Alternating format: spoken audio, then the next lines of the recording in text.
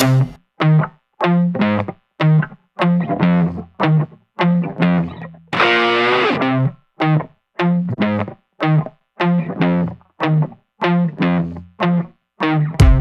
do what I want, I say what I want, I wear what I want. I'm walking away, you know I don't mind, I chill by myself, you know I'm flying high, I'm way up in the sky, don't even have to try, 'cause I can see everything. Welcome to the 3% Podcast. This is Chad Post from Open Letter Books, and I'm joined by Tom Roberge from Riff Raff. Hello, hello. And we are keeping to our every other week schedule. We are determined. For the second week in a row. Second week in a row. I already know that I won't. Well, I could probably do it. I'll be out of town the next, 2 weeks from today? But we can make it work. We'll make it work. We can, yeah. I think I'll be back from being out of town that week. So Cool. We'll figure it out. As long as I have a computer and somewhat of an internet, we should be fine. Yeah, same for me. So getting getting ahead of ourselves. Yeah, we were going to talk about a few different things today. Mostly we're going to do a deep dive into the National Book Award long list for young people's literature, I assume. So that's a real... Yeah, that's our focus. It's really just right down the middle of the plate for both of us. That's the one that, like, I don't know much about poetry, but that young adult one, I have not recognized a single book on this list. I'm looking at it now. Yeah, I don't know any of this stuff. Do you guys have any young adult books in your store? Very few. We try to, we don't have the backlist, basically. Like, we don't have, whatever was popular even a couple of years ago. Right. We try to just, because this stuff is so trend driven, we try to just keep up on what the teens are reading these days, and we also try to keep it really socially relevant. Like, we're not going to have just the pure genre sort of stuff. We try to have the interesting stuff, just in order, one, to sort of match what we have for adults, but also just because we have limited space for it, to just really make sure that what we're selling is, good stuff. We have a lot of teachers who teach high school or whatever, who are customers, and they come in and are always friendly and helpful in terms of helping us find the right stuff. Because, we don't go through the catalogs for this sort of stuff. It would just be we'd be looking for a needle in the haystack, basically. So yeah, we've sort of outsourced the curation of that a little bit. So in my class yesterday, I have the publishing class this semester, and we were talking about ways to set up. They said they have them set up their own fake publishing house over the course of the semester. And of course, they're most interested in doing YA books because everyone is interested in YA books. But one of the ones that they said was to do YA books of stories. I was like, I've never heard of a YA collection of stories. That is true, isn't it? There must exist, but you'd never come across it. And every example that I could think of was a novel. Yeah, almost everything is a novel. And there could be novellas. Sure, but I really can't think of a story collection that's sort of become, like you said, they must exist. It's just they never seem to be the ones that gain traction. That might be proof positive that short stories do not sell. This is yes. That one did it. But, oh man. But so we don't really want to talk about the young people's one, I don't think. We can. Do you want to talk about before we get to the translation one, which is really probably the guts of this, the other two long lists? There's the poetry one, which I know the Forrest Gander book that's on here. Yep. Yes, which near and dear to our hearts. Me and Emma. Emma studied with Forrest, and Forrest, of course, used to teach at Brown, and is a New Directions author. So I've known him from that world. It's been surprisingly selling very well for us. People, at least in Providence, because of the connection, are very interested in it. We do have an event with him when he'll be back in town for some things at Brown. And so he's doing an event with us in November. But yes, Emma said she's read it. She said it was amazing. So congratulations to Forrest. I hope he wins. He's a past winner of the Best Translated Book Award too. He is.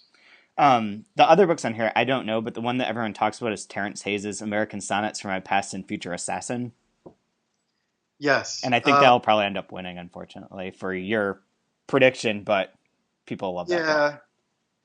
I mean, I like Terrence Hayes. I don't know a lot about poetry either, but I do know Terrence Hayes, and from my time at Penguin, because his editor was Paul Slovack, who you know, and who does a lot of really good books, and Paul handles all of the poetry for Viking Penguin, and so I got to know him through that. Who else? Jenny G, I believe is how you pronounce her name. Eye Level, the Grey Wolf collection, is the only other one on here that I've seen in our store. Some of these, I don't even know what Timeless Infinite. Well, I was going to point out Timeless Infinite Light is part of a later probable joke or rant that I'll have, but Timeless Infinite Light is that, but their logo is actually just symbols. It's an eternity symbol or an infinity symbol. I don't forget what the timeless symbol is, and the light symbol. Like they're that's like a name that's of naming the objects. It's like they're an emoji. Right. Like it's a press I've never heard of yet. The timeless is the upside down triangle, infinite's the infinity loop, and then light is like a star looking thing. Okay, I'm looking here and I don't actually see it on the cover, but that doesn't mean anything. But it's on their website, but they do have it all written out. But it's super funny to me because they're a press that like is based in symbol. They're like the prince of poetry publishing. Good for them. You know, it's poetry, and they're probably really small, so they can do a lot of books, surprisingly. Really? Okay. It seems like it. Yeah. Well, maybe some of these are on their page, and when you open it up, there's like a lot of options to buy things, but I guess some of them are just merchandise. So I guess no, maybe they don't have that many books. Oh, but they're also, you'll appreciate this, but it's also like ties into the idea of them being like a place of symbols. Their slogan is a poetry press. Our books are spells for unraveling capitalism. Cool. Yeah. I was on a panel this summer at a writers conference with someone who referred to like doing their books as like that. Editing a book was like doing magic, and they use magic metaphors throughout. And there's actually a press somewhere in New York City in which the editor and the other employees are referred to as witches, like head witch, marketing witch. Fair enough. I mean, it's not wrong, I have to say. I like the spells. The nonfiction list is just beyond me. Oh my God, I totally passed right over it. Here it is. These are also a bunch of books that we don't have at the store, except Rebecca Solnit. Yeah, that's the one that like you're like, okay, yeah, I know that book, and I've seen this We the Corporations book, the cover somewhere. And the Tangled Tree looks familiar. Yes, we definitely have the One Person No Vote book, the Carol Anderson book. Steve Cole, he's a busy man, isn't he? Yeah, I don't really have a prediction here, to be honest. Me neither. The fiction, why not? Fiction, we have definitely had every one of these books at the store. None of them have done particularly well for us. We also don't do particularly well with hardcovers. I think it's partly our demographic, our audience skews younger, and partly because I've said this before, we sort of exist outside of the marketing and publicity onslaught that is New York City or any other major city, where the hardcovers are pushed and pushed and pushed, and the authors are on NPRs and all of that sort of stuff. Yeah. So we have a harder time with lesser known hardcover authors. We've sold some of the Tommy Orange book, maybe a couple of the Lauren Groff, but that's about it. Yeah, most of the other ones I recognize the name or like I've come across it, but I don't know much about it. I have a really pressing question though. So for An American Marriage, where is the National Book Award sticker going to go? Does it replace the Oprah sticker, or like which one takes precedent? And we're like, do you have to redesign the whole cover because it won't fit on there? You could put it down in the left-hand corner You there, think couldn't you? so? Yeah, it'd be a very confusing though. It would cover up part of that tree, though, for Yeah, well, sure. yeah, it's Maybe the already. J. Yeah, who knows? I also wanted to congratulate the only author on here I actually know is from it's The Boat Builder by Daniel Gumbaner, who works for The Believer and who was in Providence not too long ago and Yeah. stopped by the store and is a very nice man. So Oh, that's cool. congrats to him. That's the Uh, one. That's a book I had not heard of.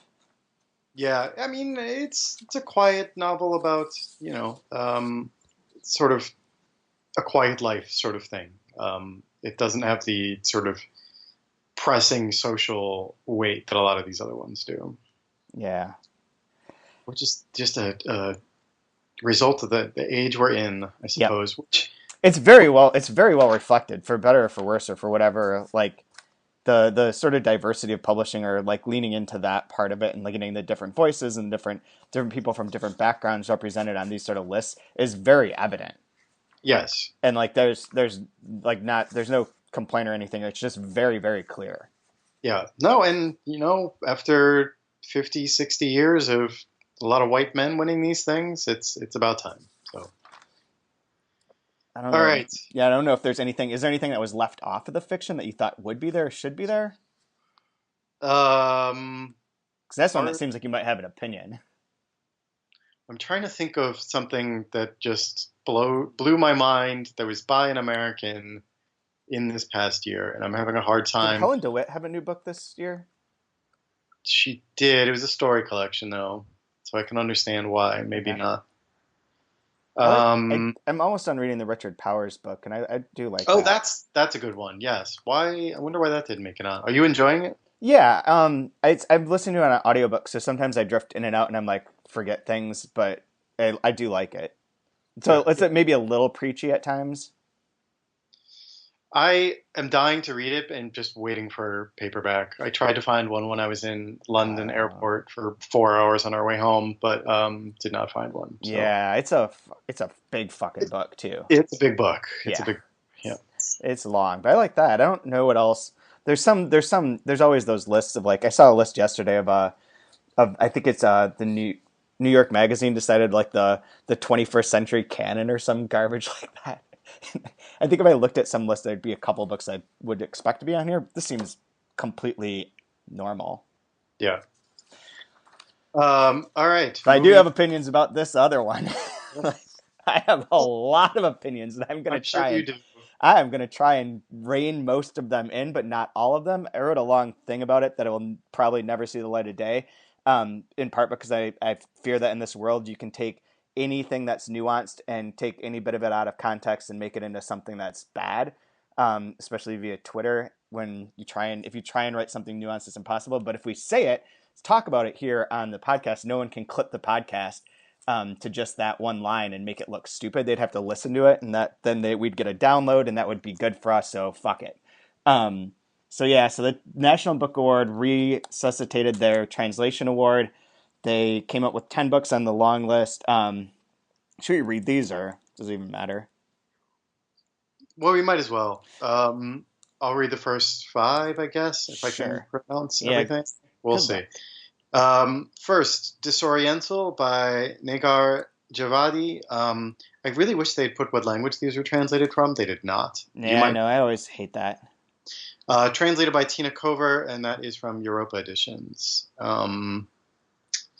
What language is that translated from? Do you know? I can find out as you say the next one. Okay.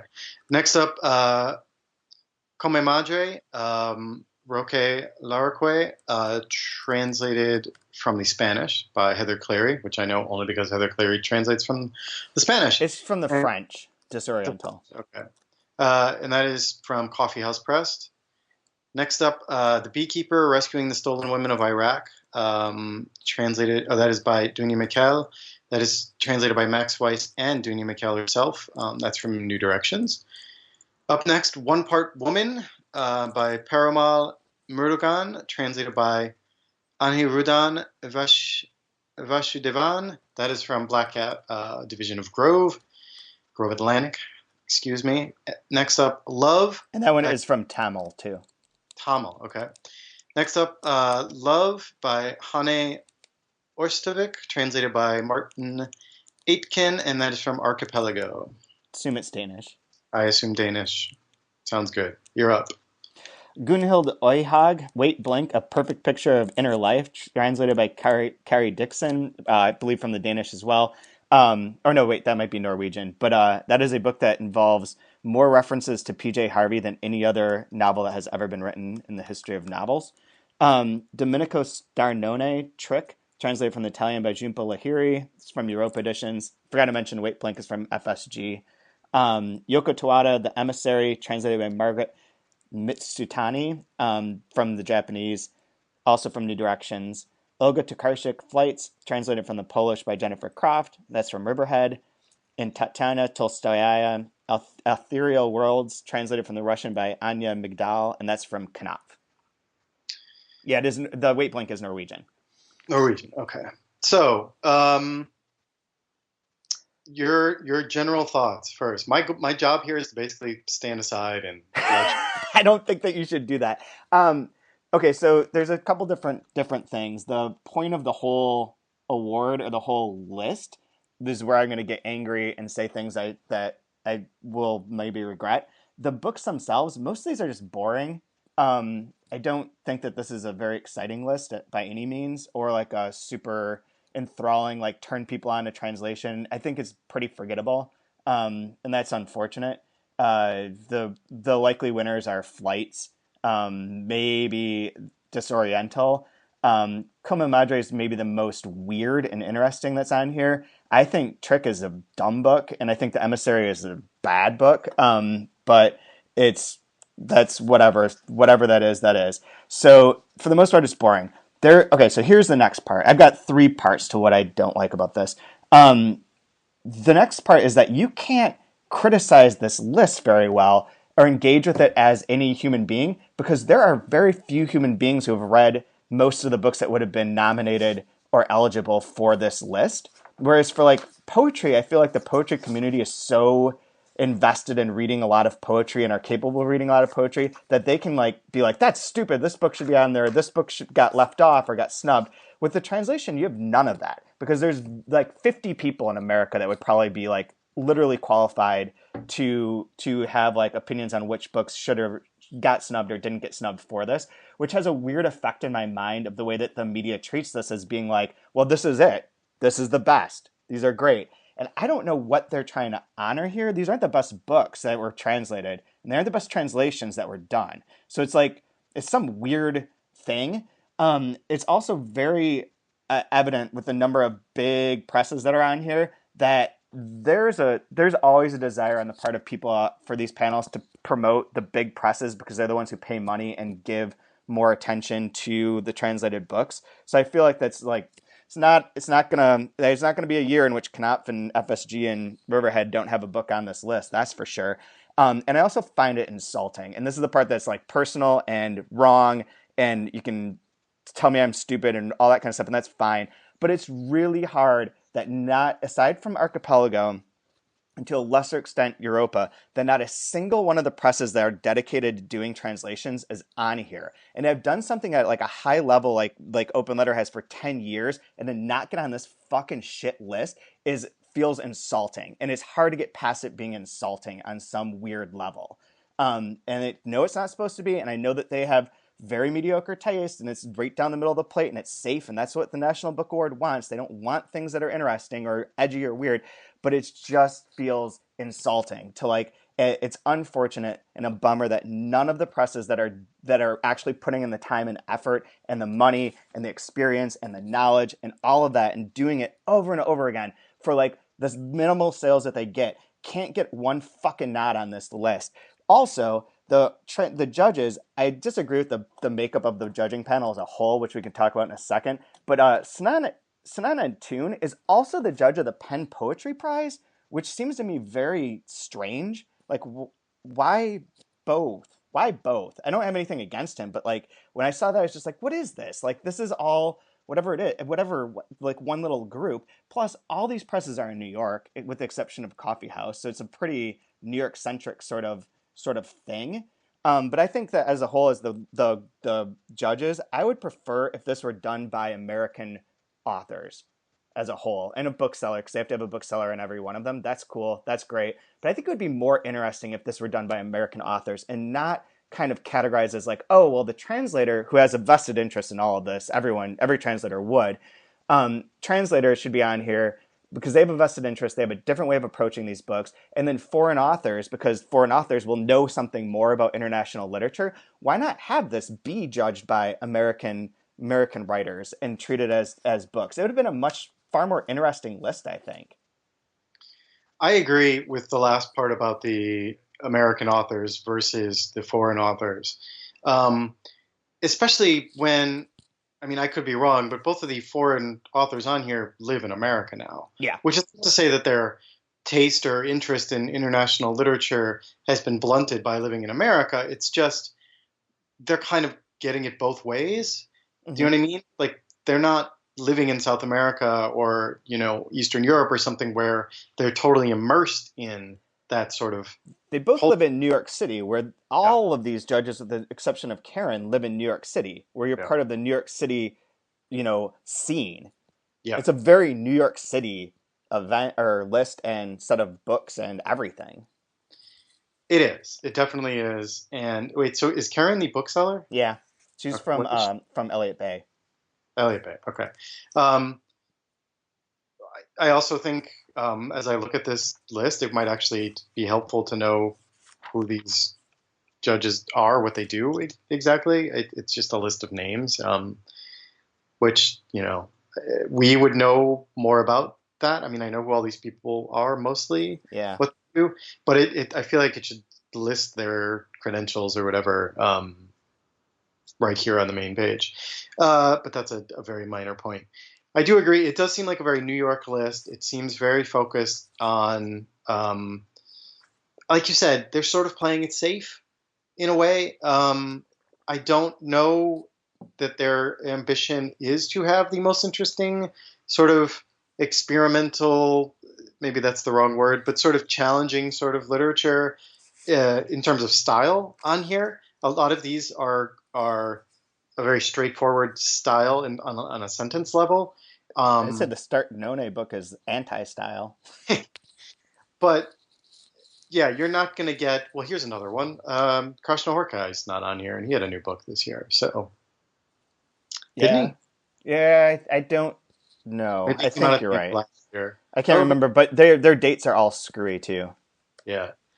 I don't know. It is the first one back, and maybe the judges were given extra sort of guidance to sort of keep it within a particular framework, for the sake of the many as opposed to the individual sort of truly ambitious, amazing novel that has come out.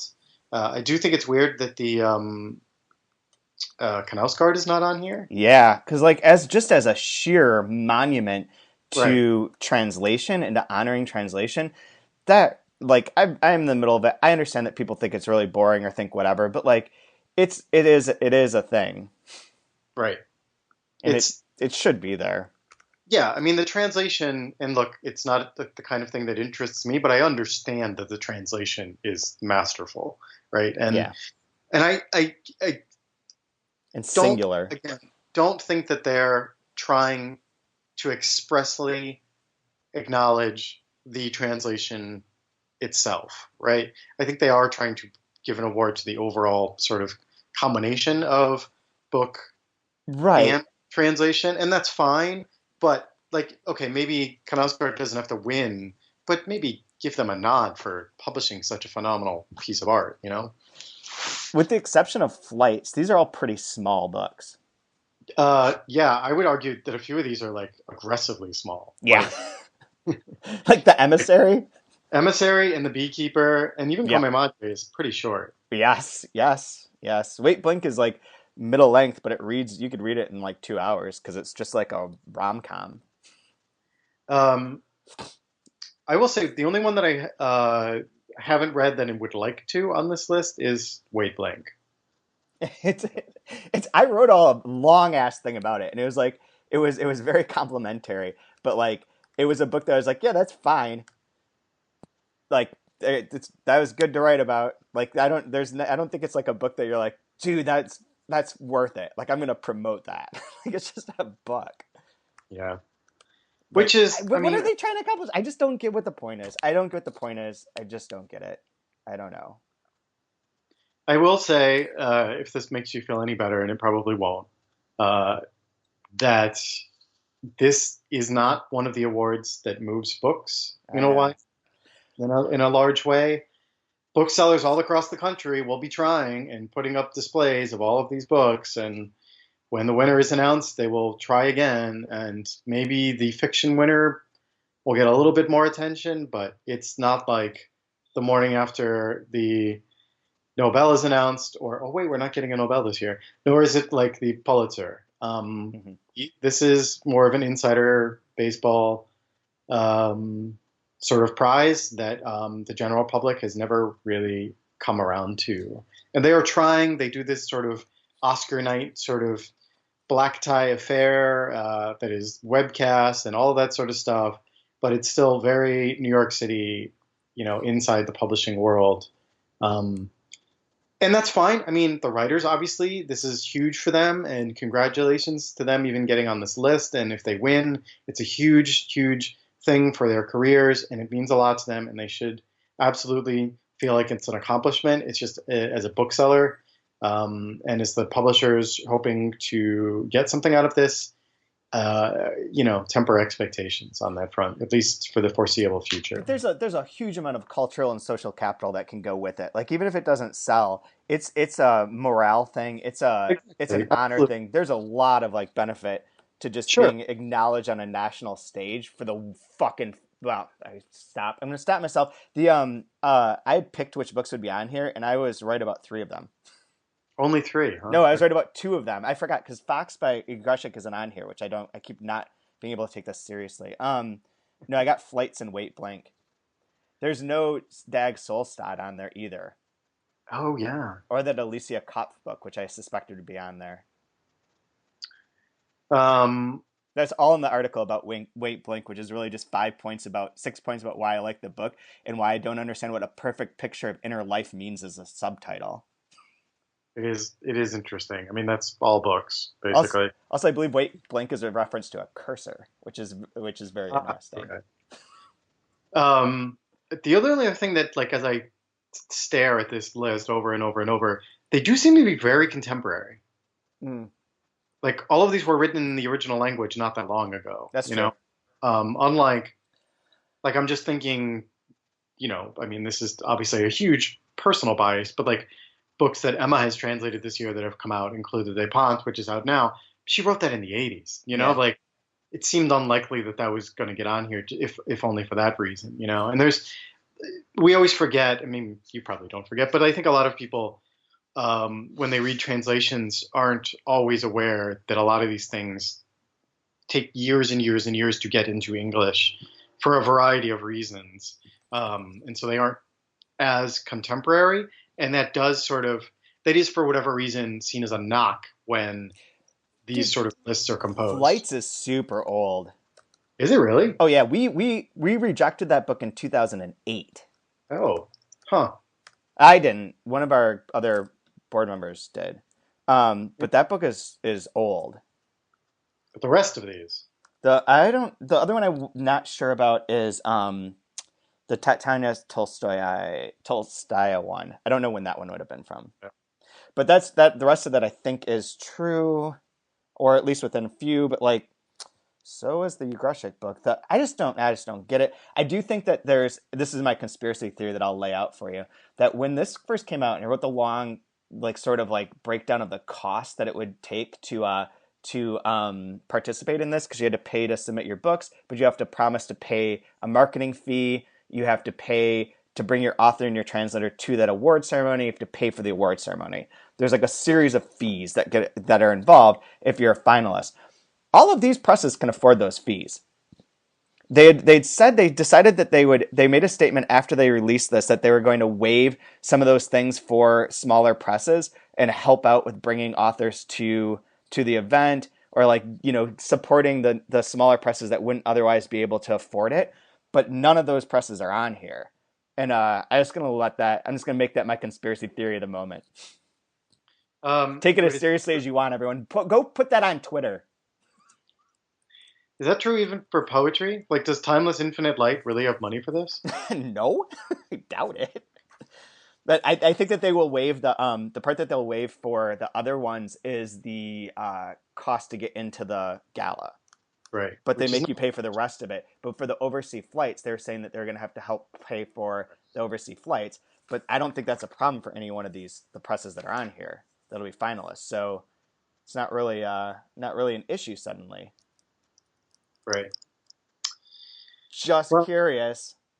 Just super. This came out and I was like, I have never felt more disappointed, humiliated, embarrassed, and just sad, like over an award. Like, this must be how people in like deal with Emmys or Oscars or nominations or shit like that, like that are involved in like the business. I just saw it and was just like, this sucks. Like, I left the office. Like, I straight up just left. I was like, I can't be here anymore. This is bad. And I literally went and got drunk on wine and complained about how unfortunate this was. And got 10 million text messages and DMs of people saying how disappointed they were in the list. And all the same people are obviously like praising it openly on Twitter because this is 2018. So you say one thing and you mean another. Yeah. I'm just going to be honest about it, and I apologize. I know that will make people upset. And I did have a couple of people say that our books won't be on there because people get upset because I have strong, honest opinions and don't temper them. And if that's the case, that's maybe worse than just saying like, well, we're not going to read your books. Yeah. I mean, look, the problem is, and we've talked about this before, is that everything is such a backslapping sort of congratulatory sort of circle that there's very little room for honest sort of assessment of things after they happen, as they're happening, as they develop. Like, it just seems like we're supposed to be happy with everything that promotes books, full stop, and that's it. And that's unfortunate because not everything that is being done, on any level is 100% perfect, and it never will be. And the only way it gets better is to have an honest, fair critique of that system or particular systems. Like I have so many problems with the way that the ABA and the book world sort of does what it does to promote shopping in independent bookstores and all of that sort of stuff. And if I don't say something to somebody when I'm at a conference or in a room full of other people who actually do have power to address these things or all of those sorts of things, it'll never get any better. And then we can work on doing it in our store. But if it's just our store and we're not sharing what we know or what we've experienced or our recommendations to other booksellers or anything like that, then we're not really helping the culture as a whole. And if that's the goal, if the rising tide lifts all boats, then we need to be part of that rising tide. And unfortunately, I think we're all just supposed to be happy. Yeah. We get to have these jobs, basically. And it's not enough. It's really just not enough. Totally is not. Anyway, there's nothing really to be done about it in the short term. This is just a thing you're all going to live with. I don't think there's anything to do in the long term either, to be honest. Like, I'm pretty sure this is going to be this forever. We'll see. Maybe they'll put me on the panel next year. Can I lobby? Can I lobby for a position with the powers that be? If you think that that's going to happen, that would be amazing. I would think it would be great, but I have a hard time. I've seen how this thing gets done. Yeah. How the sausage is made. Yeah. Yeah. Yes, it's probably best to stop there. Yep. Yep. But you wanted to talk about an article that our friend Alex Shephard, former guest of the podcast on at least one occasion, maybe more, wrote for the New Republic. Many more than one. Oh, I very quick aside here, because the NBA is about to kick off. And all I think of when I think of Alex. He is a huge NBA fan. I, as you know, am walking away from the NFL as best I can. And I feel pretty good about it. I'm not gonna lie. Like a lot of time was wasted thinking about fantasy football and energy and all of that sort of stuff into the stupid subplots of the NFL. Sounds a little bit like a you problem. Yeah, probably. But I feel good, you know? And but so I'm going to I need some sort of sport outlet in my life. And the NBA, I've always loved the NBA, but never really like, you know, loved it from like beginning of the season through the end. I usually start paying attention after the All-Star game. But so I'm, trying to get into it. I'm going to watch as much as I can. But then I was like, oh, wait, I'm a fucking Knicks fan, and the Knicks fucking suck, and they're owned by a horrible human being. Yep. And I'm thinking, I no longer live in New York. You should be a Celtics fan. Oh, but that's worse. That's actually worse. Memphis. But I need to find a team to get behind that I will like, that has good ownership, but that isn't the goddamn Golden State Warriors or the San Antonio Spurs, because, I mean, I'd like to see the games. Memphis? You're saying Memphis? I was just thinking, I'm trying to think of teams that were sort of remotely close. Like Washington, that sounds dumb. Terrible. Philly? I could get behind Philly. Oh, yeah, Philly's exciting. Yeah, Philly. I also have a couple friends who are actually Sixers fans. That might be good. You can respect the process. If Alex is listening to this, one, am I a horrible sellout for dropping my allegiance to the Knicks? I think no, because come on. And two, yeah, who should I switch allegiance to? I've always been rooting for Minnesota, but they're pissing me off this year a lot already. So I'm already just giving up. Yeah. But also, I don't know what you're talking about finding a sports outlet and having to be the NBA. The Champions League starts today in like 2 hours. Soccer just never really did it for me, unfortunately. If you can, it's kind of the best of all the worlds though, because you don't have to invest a fucking second of time in watching one of those games. I know basically 4 players, and you can watch it, and it's pretty to watch, and it's got all the great athleticism and moments and like up and down things, and it's an hour and 45 minutes every time. That's it. Like it's a really nicely condensed. It's early morning. It's got a lot going for it. There's a lot of different things that you can get into though that can make it much more complicated though. Sure. Okay, that was our sports side. If everyone is still here, yes. Thank you. So this article is Penguin entitled Random House is building the perfect publishing house. Subtitle. But does it matter in the age of Amazon? And you wanted to talk about this, so I'll let you go. Okay, so basically this is an article that looks at the merger of Penguin Random House that is now about 5 years old. Yeah. And was taking place, as Alex points out. It's 6 years old. The merger was announced in the fall of 2012 as Hurricane Sandy was barreling towards New York, and of course that spurred on a whole bunch of dumb headlines about the whole thing. And so basically he's looking at it, what has happened since the merger for these two houses, internally, and what does it mean for the market as a whole.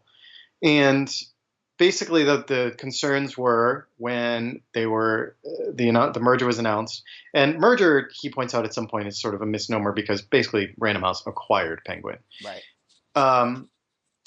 There was concern that there was going to be a bunch of layoffs because of redundancy and that sort of thing, and there were some, but it was more than they touted, but probably not as many as people feared, if that makes sense. And they took their time merging the two companies. They took their time actually putting them into the same building, but they did eventually get there. And as I said, they sort of eliminated some redundant imprints and some production stuff and distribution stuff. They did largely keep the sales forces that were there intact, although they did some shifting. Penguin, in particular, used to separate hardcover and trade paperback, and they no longer do that. But I still have a Penguin rep, and then I have 2 Random House reps, and everyone sort of has that.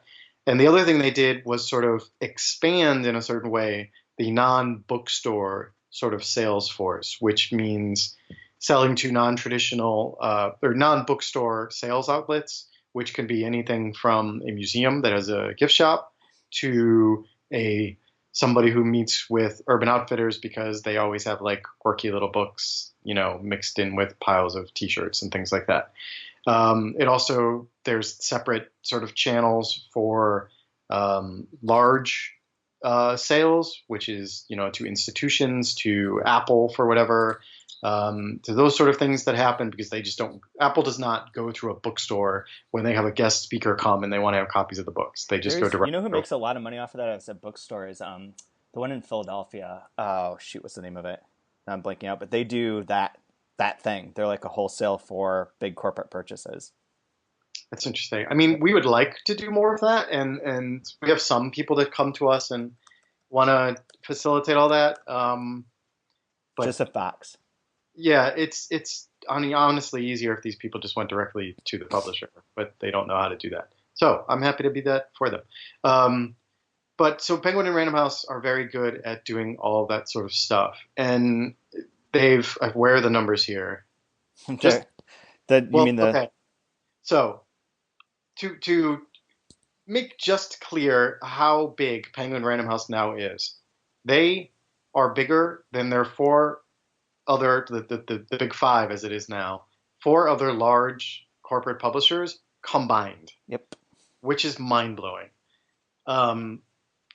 And because of that, they had 3.4 billion in sales last year, 275 imprints currently publishing books, 700 million books sold per year, 14,000 new books a year, and 10,000 employees. That's insane. That is a lot. That is a lot. So that's why I'm sort of not confused by the article per se, but like I don't know, like to praise them. It's like, yeah, like is this like a Forbesy sort of article in a way where it's like their management has done a good job of making this not disruptive to their employees and being able to bring this together? Because once you're the biggest of anything, like is any of this surprising that they can do all this? I mean, they own everything. Yeah, I mean, part of that is, yes, it's very obvious. Like, are they I will say perfect that, because they're big, or are they big because they're perfect? right. Yeah, I think it's probably the former, but, you know, that he talks a lot about how people admire their marketing force and all that sort of stuff. And I think what gets missed in discussing like just how effective their marketing is the fact that, well, sure, but when you publish 14,000 new books a year, you can pick and choose from a much larger pool which books to put your marketing budgets behind. And because of that, you sort of almost, it's like a foregone conclusion that the books you choose will then become bestsellers because it's obvious according to current tastes and the personalities behind them and your decision to promote that one over the other ones that you publish, right? Yeah, and they have a lot of leverage, right? Like, don't they do the things with like you have to take certain books, or They don't do that. stores are like are sort of I've heard other stories from stores being like there's a high, if you want a lot of readings or a lot of authors coming your way, there's certain books you don't pass on. It's probably true. Yeah, I don't know. I will say that in order to get events, I mean, you have to commit to ordering, probably 3 times what you would ever sell, Right. which is frustrating. But certain bookstores have now gotten into this spot where they are expected to have X author when they come through town, or if they go on a book tour. And if they don't do it, then they're sort of letting their customers down, and so they have to do it even if they even if this particular book they don't believe in, or they, like it becomes a sort of repetitive thing, where yes, booksellers lose a little bit of their agency in the process of scheduling these things. Yeah, yeah. But then I guess his other point is the second part of it. That's just the end of like none of this has changed anything that Amazon has been doing, which I guess was part of like maybe the speculation when they first merged that this would be able to allow them to compete with Amazon, or to like not compete with, but what's the word I'm looking for, like temper Amazon's sort of aggressive growth and manipulation of margins and price structures and all that kind of stuff, and that they wouldn't be able to just bully everyone around because Penguin Random House is so goddamn big. But they haven't really done anything to like slow Amazon's like march towards world domination, I guess, is his second point. Which, I mean, at this point, what can anyone public do except just refuse to give their books to Amazon? And Penguin Random House is not stupid enough to do that. No. So. And they've always been like the most Amazon friendly in a sense. Like they weren't part of the group that got the collusion problem with Apple, but they're also one of the ones that generally has all the little games that Amazon has. Like they had the thing where if you bought the hardcover, you bought a paper book or bought a hardcover paper print book of something, and there's an ebook available, you could buy it for an additional like $3 and have both. Or like Random House is always the one on Audible that their books tend to have like if you buy the Audible book, then you can get the ebook cheaper, and they sync together so that if you read one, then it matches it where you are in the other one. Like they seem to do a lot of those kind of gimmicky like technologically advanced or like giving you good price points for having some sort of loyalty kind of ideas that Amazon promotes. They seem to do more of that than the other presses do. So it doesn't seem like they're trying to necessarily like, start a war. Right. And I mean, if their goal is to sell books, then why would they? Even if part of it is because they're so large, the fact that Amazon sort of dictates these margins is less important to them, because on a whole, that the volume sort of makes up for the facts, right? And I get that. I mean, they are so large that they can sort of, eat that little bit of loss for the sake of just keeping things seamless with Amazon. And that seamlessness goes a long way. Even a day's worth of interruptions like that happened with what was that, Macmillan, when all of their titles were pulled. Or Hachette with yeah. Didn't they do it both? Maybe both. I don't think it was at the same time. No. Yeah. And that's hugely disruptive for that publisher to win a battle that I don't think they were ever going to win. Right. And it's like one of those things that like came down. I remember talking about this, and this is off subject, but like it's one of those things of like it's not anyone's obligation to have every book, every product. Right. So like there's times where you have to like do things obviously for negotiating to like keep your margins working and all that kind of stuff. But that is a tough one to win because Amazon can walk away. Right. Like I can't call up like a bookstore and be like, you better carry everything or else we're taking our books off. Right, exactly. I mean, despite what everyone thinks about Amazon and its ubiquity, I mean, they are not obliged to take anything they don't want to take, right? Yeah. If they don't view their deal with whatever supplier as a fair thing, then they can pull the plug on it, just like anyone else can, Yep. If I was unhappy, and I'm not, this is just an example, but small press distribution, just by the nature of what they do, cannot offer the same sort of discounts to booksellers that the other major publishers do and distributors. And a lot of booksellers will look at that and say, oh, I can't do that. I'm not going to do I can't do that. It's just I'm not making enough money on that. It skews my margins too much. I would rather have the books in the store than not have them, even if it means I'm making slightly less money. I can also justify it by saying, oh, but the publishers and this wonderful organization that is helping these publishers get their books out in the world that wouldn't otherwise be able to get to my store, maybe they should get a larger portion for the work that they're doing and undertaking, and that's fine.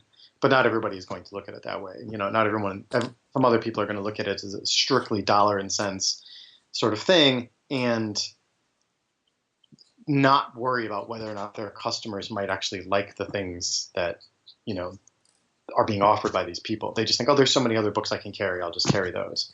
That, I think, is the problem, because you end up with just books from the 5 major publishers, distributors, and that's really depressing. So there's one of the books I use in my class is The Merchants of Culture by an author whose name I'm blanking out on right now, Thompson. Is that right? Something like that.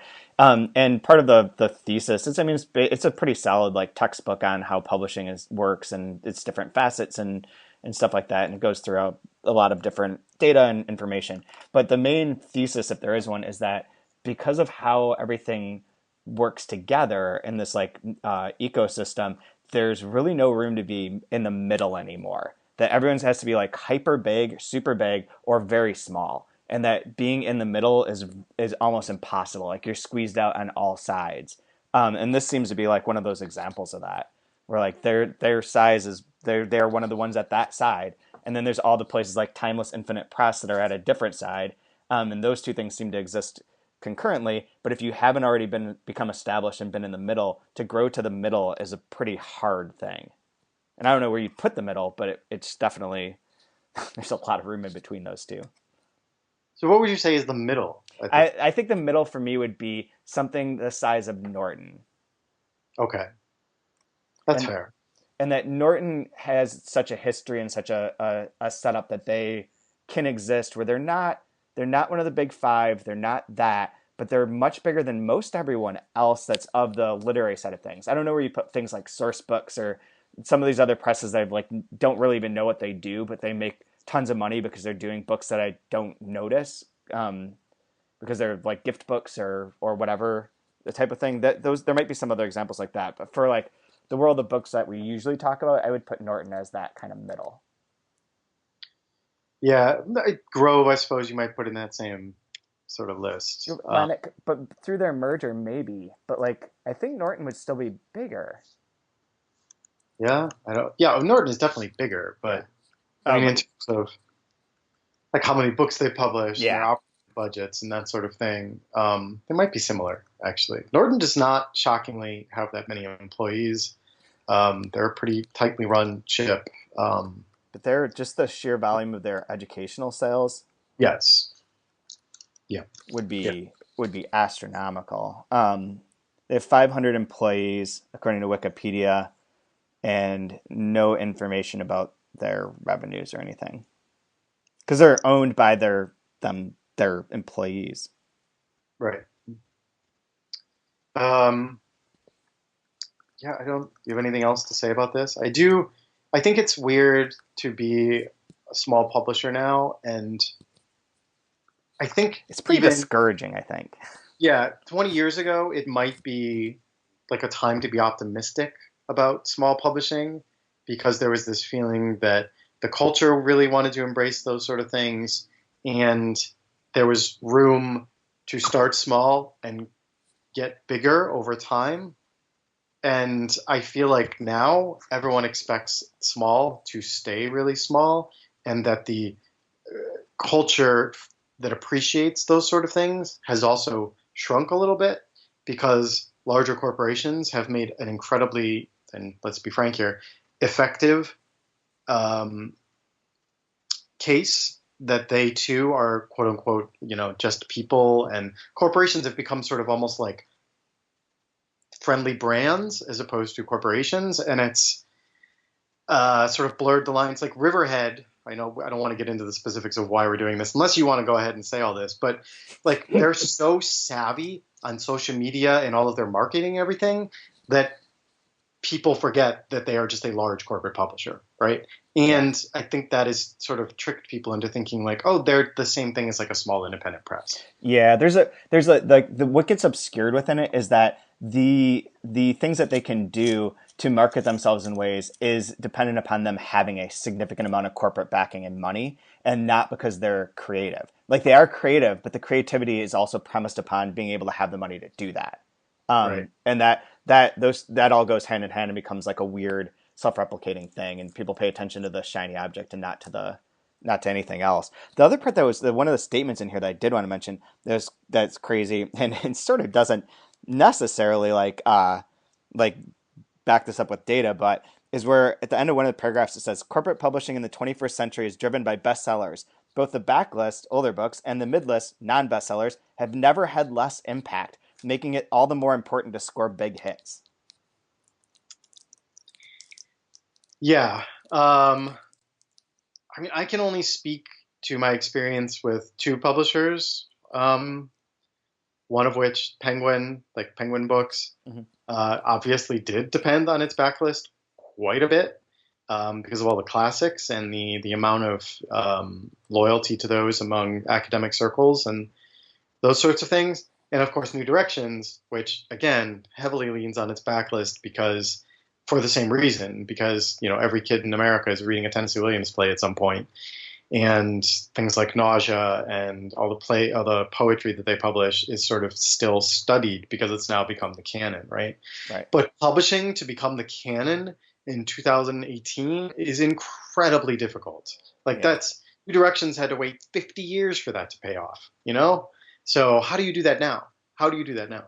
I don't think you do. I think there's going to be a bloodletting in some way. Like, I mean, we've seen all the number of translations go down significantly because I don't think that there's the support for the presses. Like the work that they did, that everyone did to sort of like raise awareness and like get books out there has just been like co-opted. And through co-opting, a lot of those places are suffering or having more troubles or whatever, and there's just like fewer books coming out as a result. But as a using that as a representation of the larger problem with small press publishing, it does seem like there's a moment where like you are getting squeezed out on every edge. Not in very many bookstores. The more bookstores that come up aren't carrying these small press books for the most part. They're carrying the big normal presses that are controlling a lot of that hype, the media, the awards, the marketing, all the dollars, all the things are in the same like consolidated sphere, and this has been the same forever. But like operating at the margins back some time ago was easier before, like because with every going year, capitalism is better at squeezing the margins as a whole system. And so if everyone was always at those margins, and back in like 30, 40 years ago, the nonprofit presses were much better at raising money on like a national level than they are now. We've lost the national level of raising money and our margins are squeezed. That's a problem. And I think that there's a lot of people that are just like on those fringes and will stay there. I mean, you have your coffee houses and your Grey Wolves and you have your successes, but those successes are 40 years old now. And like, even if there was a moment where they grew quickly, like 10, 15 years ago, it was 10, 15 years ago. The only one that's more recent than that became really big is Europa, but Europa's not a nonprofit and it also has its own peculiar like operating structure that would make it a different sort of case study. Yes, exactly. I was going to bring up the point about the nonprofits, which, I mean, the organizations exist for not for different reasons entirely, but they have a set of reasons for existing that run parallel to the actual, money making side of publishing, and those are important. But to imagine that those are going to continue to arise and thrive is just, I mean, that's nonsense. It's just not going to happen. What is going to happen, I think, is the transit, I think, model, which is, two people running it themselves, with some freelancers doing the outside, work, design and that sort of thing, or maybe they do it themselves, but they both have full-time jobs doing other things, and this is like their side gig, and they publish 2 books a year, like, and they can be in contributions to the publishing world, but like they're not going to be able to like take over in any meaningful way and supplant these sort of older houses that have done these things because they just don't have the time and the money because, like you said, the margins are so squeezed that they're not actually making money off of their side gig. It's just their passion. Right. Like if you can stay afloat. I mean, there used to be a lot of the talk around over being like your capitalization and being able to like be able to reach the level at which you're accomplishing what you're accomplishing and or what you wanted to accomplish in your mission, and that there's like a few levels that you have to go up. So you start out very small, like what Transit did, and then you move up to where there's like 4 employees and you're doing 10 books a year. And then you're successful enough at that you can move up to where you can be more like a Grey Wolf or a coffee house. And there was that mobility did exist or could exist. And like certain places would choose not to do it because it wasn't part of their mission. It wasn't part of their thing. They didn't believe in that. Like, for instance, Burning Deck never was like going to grow. They wanted to stay what they were going to stay. But there was sort of more of that option. And I do think that there's a problem that someone really needs to dissect and figure out. In the philanthropists that used to donate to arts, including literature, but other arts as well, have sort of, that's dried up. If you look at the list of like the big philanthropists and where their money is going now, it used to be like 40% arts related things, and now it's 4%.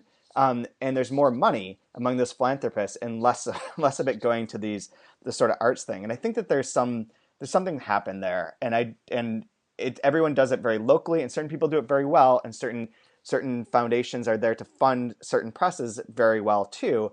But as a general sort of trend, like the people who are already established that are getting the biggest grants from the NEA and already have the grants from the organizations and have the built-in donor base, they'll be fine. New people are going to have a much harder time of it, and seem to be having a much harder time of it. Right. I mean, I could go into why I think more people's donation money is not going to the arts, but that would be a huge sort of political conversation about the crumbling nature of our support mechanisms that the government used to pick up, and then a decade of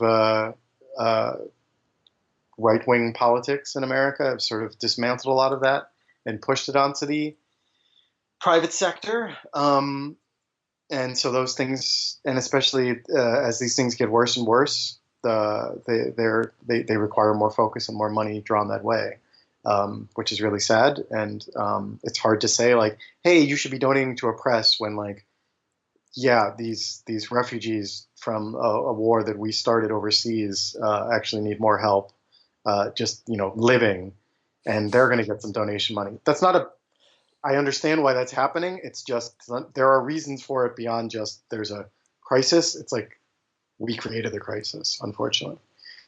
But again, that could be a huge, huge political discussion that it's not worth going into right now. The point being, like you're saying, that all of those structures that used to exist to help people start and grow are just not there anymore. It's more the Kickstarter and all that sort of thing, where it's small little amounts going to people to help them get off the ground, but then that's it, right? And they're from I feel like the Kickstarter and all that is really great for like certain presses and for certain projects, and that's cool. And Patreon is the big one too for a lot of like things like this. Like if we had a Patreon, I doubt anyone would sign up, but it would make sense. But like what's funny is it's not the super rich people. We're like asking each other for like right. our disposable income in like little dribs and drabs, so we can each keep doing a thing. Well, like people out there, other people are making insane amounts of profit off of like all the problems that they've created that we can talk about but can't address. Right. The only thing I'd want to say to that too is that the NEA's budget has not increased, especially not in relation to inflation, in 25 years. So like if anyone doubts that there's sort of less money available, even though that money is there, there's more people trying to start up and less money that can be allocated to them in terms of real value money because of the cost of everything. Right. Yes. We live in an industry too at this size that's different from the big side, in which the idea of advancement is basically almost like a null and void idea. Like you can't, like unless you go from working in a bookstore to owning a bookstore, or working in a press and then running a press, like your advancement levels in terms of like income is difficult to imagine. Sort of relates to what you say with transit too. Yeah, no, and that's a big thing. That is a very big thing. And I especially deal with that with, hiring booksellers. Mm-hmm. I end up hiring people who it's like a part-time job for them because they do something else, because at this point, we're not ready to hire somebody full-time to become a manager. But even I know that when you do hire somebody to do that, I can't pay them enough to make it a career for them. Yep. Long term. Like I can pay them enough when they're 25 years old, they can have a comfortable life here in Providence, right? Because it's not an expensive place. That can't happen in Boston. That's not going to happen in New York. The advancement up the ladder is so like marginal. Like, you go to making a little bit more per hour, and then maybe you become manager and you get salary, but then what, right? There's that huge ceiling where like you don't really make any money until you become the owner of a store, open your own store, buy out somebody, et cetera, which is why you see so many people my age. Brad did this with Diesel, Stephen Sparks and Raleigh did this with, the bookstore that they bought. You have to just make that leap, even though at the time it seems like a huge, crazy investment. But like down the road, okay, this is how you do it. You have to own the thing. Otherwise, you're not actually going to make, you're not going to be able to retire, basically. Let's put it that way. I'm not saying there's a ton of money to be made, but the retirement sort of thing doesn't kick in until you own your own store. We tried. I know smarter people have talked about this in relation to nonprofit art stuff before, of like how to create a career, and especially that's nonprofit arts, but also within book selling. That's always been seemingly one of the problems with book selling because it just became not possible anymore with those advancements. But there's also in relation to translators. I once tried to have some sort of where was this? Like have a conference or not? Maybe not a conference, but like some sort of panel or discussion about like mid-level becoming a career in translation as like the mid-level people who aren't just starting out and aren't already purely established. That there's a whole gaps in a lot of like the ways that we think about and deal with like artistic careers and enterprises that are just hard to map. Everyone knows the new startup, everyone knows the new this, and everyone knows the very well established. But the people in the middle are like at sea a lot of times, and there's not a lot of support in place to help them get to where they're super popular or figure out how to get through that middle period or whatever needs to happen. Yeah, I mean it's the same thing with. I mean, you could make a parallel argument for like the if you're not a publicity assistant but you're a publicity manager or something somewhere, like where do you go? And there's not a lot of support for like these are also the people who are like thinking about starting families, and like they have the right to live the American dream too and buy a home and all that sort of stuff, and you just get stuck in this middle spot. And they all go together, obviously, like the size and success of the publishing house and the personal success and quality of life for the people that work there are very much tied together. And there's just nothing in place to sort of help them. And look, I look at the NEBA is coming up here in 2 weeks, and I just was looking through the Winter Institute, schedule of events and all that sort of stuff. And there's not like even the book industry, the bookseller, they have no idea how to address this stuff. They just don't. It's a really tough problem, and it is something that like it could be a whole nother podcast about like the funding and the sort of I don't even know what you call it, but like it's a big problem. It is a big problem, and I super have no intention of ever getting involved with the ABA, like on the board level sort of thing, partly because I feel like I would butt heads with these people and have to, toe the line of some large publishers that I would not necessarily want to spend my time doing. But I would like to get involved, if only to start addressing that sort of thing, because I'm at an age where, I do want to retire at some point. In the not too distant future, another 20 years. I don't want to be doing this till I'm 80. Yeah. Yeah. 65, 70, sure. And I want this to continue. I want to be able to hire somebody or sell my store to somebody down the road who I know is going to also be okay financially. I mean, really, that's the routine, isn't it? You just sell it. Yeah. And that's your retirement. I want to know that they're going to be okay. That's you. I don't want to just sell it and walk away and never think about it again. Like part of our job is a sort of stewardship for the future, and it just doesn't seem to be in place right now. So no, definitely not. So anyway, we're running a bit long, but what book do you want to recommend this week? We've been texting about this. I'm almost done with Patient X, right. David Peace book, which, oh my God, like he is just so good. I hand sold a copy, so it's out now in hardcover in the U.S. Came out a couple weeks ago, and he's a British author, of course, so it was out in the UK a while ago. And I just wish he were more popular in the States. I feel like he never really has become that. I hand sold a copy the other day to somebody, and he said, "I know this means a lot to you that you're recommending this so enthusiastically because you have very picky tastes and high standards." And I said, yeah, I kind of want everything to be Thomas Pynchon, and it's not, and that's kind of depressing, partly because I shouldn't do that, and partly because Thomas Pynchon writes one book every 4 years at best. And this book kind of does that in a way that you just get sucked into the style and story that blend together so beautifully. I mean, I think that's a very hard thing to do, to be sort of somewhat experimental, creative with the way you write and compose things, and to actually tell a good story is very, very hard to do. And he does it very, very well. So is there anything that anyone should read or know about before reading this particular book? Uh, I will say it's important to know. It's very obvious to me that okay, so this is Patient X, and the subtitle is it's sitting here on the table next to me. The casebook of Ryonosuke Tagawa, who is famous in Japan for having written what became the movie Rashomon. Yeah.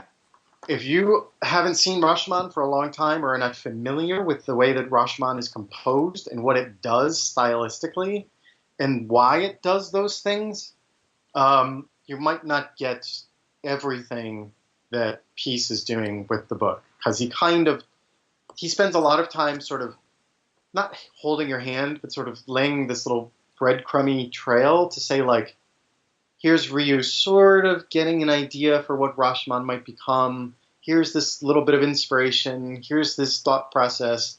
And then he'll, of course, get sidetracked by other things about, the author's actual life and that sort of thing. Mm-hmm. But he's definitely built up this novel in a way that sort of explains how someone made such a revolutionary piece of art. And I think that's an important thing to bear in mind as you're reading the book. So you don't need a good reason to rewatch Rashomon. It's an amazing film.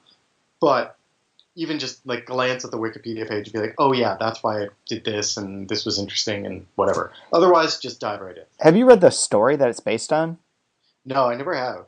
I haven't either. I think there's a version of it there's a Penguin Classics one, but I think there's also an Archipelago version. Yeah. That came out not too many years ago. Yeah, I assume it's quite a bit like this book, which does shift in perspective frequently. Peace does it a bit more nuanced, I will say. It's not that the Rashomon is not nuanced, it's just that the way it's cut sort of forces it to be less than nuanced at first glance, whereas with this book, he can very casually sort of shift and go, because he is still following a linear story and going from point A to B as opposed to going over the same thing over and over, if that makes sense. Right. I feel like I'm getting way too in the weeds with this. People should just read it. It's really good. And I was expecting you to say see Rashomon first. Right. That part, that's it. That part will do it. Come on, I can't. That's not my life. I don't do that. I Do know, you have I know. anything you want to recommend? Yeah, the book that I'm reading right now that I really like is Schoen's Codex 1962. But the one that I read that most people don't know about that should be more well known is Stig Dagerman is a Swedish author, and he has a new book out called Wedding Worries from David R. Godine.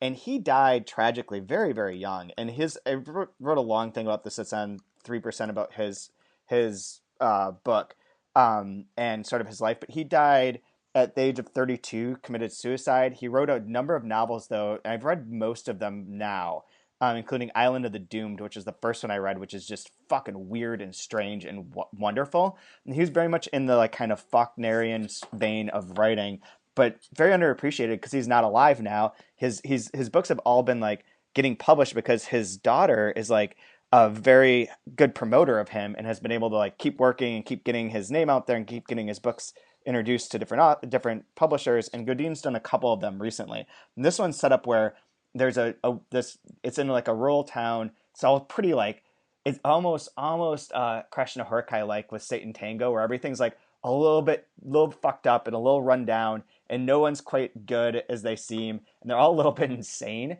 And this woman's supposed to get married to this butcher who's like always like this braggart sort of butcher because he's the butcher for the town, but he's also like a compulsive gambler, loses all his money constantly, and is basically just always trying to tell people about the one time he went to America, and he's like just a joke in his own right. He's always competing with another butcher to see who has a better car and lying about how new his car is, and it's ridiculous. And she's getting married because she is pregnant with someone else's child, who is like snuck into this wedding thing too as a tramp, which is giving away a little bit of it. But each one of the characters is like more bizarre than the last, and everything's told in this tone that's absolutely flat and like a way that doesn't indicate to you that it's funny. So like it doesn't give you the normal nod, wink, sort of like, oh, this is funny, or like, aren't these people weird? It just lets them exist. And like one of the characters, like her brother, is constantly like polishing a rake because he wants to impress this woman by having a really cool rake. and ends up like destroying it at some point in time. But it's never like so explicitly like this is funny. But when you take it as a whole, sort of like a Faulkner book, when you can step back, like in the Jason section of Sound and the Fury, when he starts losing his shit, and you sort of step back and it describes the whole situation in like one paragraph of like, you know, everything's falling down. My sister's gone. I've got my brother who's like mentally challenged, is running around screaming at people on a golf course, and I can't find anything. It's like that moment of like that sort of hysteria, which also does remind me of Crash and Horkai a bit, where everything's like, there's so many things going on at once and everything's off kilter. And if you can look at the whole, it's like, this is fucking weird and wild and fun. But that book is great. And I doubt many of our listeners have heard of him, much less read this book, but he's definitely worth checking out. He's like one of those people that someone someday will write a like really long form LitHub article about, and people will be like, holy shit, Stig Dagerman's the best. And that would be nice. Someday. Funny enough, we have not yet, I've been ordering David Argadine books from whatever wholesalers, and we're supposed to have a meeting with one of their reps soon, so I can dig into their backlist and see what I've been missing. This is the main one. The other one, Island of the Doomed, is out from Minnesota. They did, Godine did Sleet too, which is stories. But the Wedding Warriors is the one that, Wedding Warriors and Island of the Doomed are the two that I think are my favorites. They're just weird. You'd probably like them because they're like sort of like existential, strange books that don't really fit into like the current mode of things, but in that way that's like both classic and like really gratifying if you're into those sort of authors. And I am. All right. Anything else? I don't think so. I think we're good. We are real long. So thanks for listening, everyone. Oh, I'll do two things real quick, just as a note. You should always subscribe. Tell people to subscribe. Get more people to subscribe. Give us some likes on or ratings or reviews or whatever. And then for anyone who listens to the 2-month review as well, I promised you an interview with Dubravka Greshik. That is coming. She didn't want to do it over the phone, so we're going to do it in person when she's here this week. So it will come out. It is a bit late, but it will exist. But then next week, for anyone who listens to that, we start on Fernando Pessoa's Book of Disquiet, the new Directions version. That's going to be long and intense. Declan's going to come on the first episode to talk about the introduction and the general publishing stuff, and then we're there. Then we're going to be deep into that for like 2.5 months because it is a long book, and I'm somewhat nervous about how it's going to go because I don't know how much we can keep talking about like the weather of Lisbon with different people, but we'll find out. Sure. It'll be something. But cool. And I think that's it. All right. Sounds good. Cool. I'll talk to you soon. All right.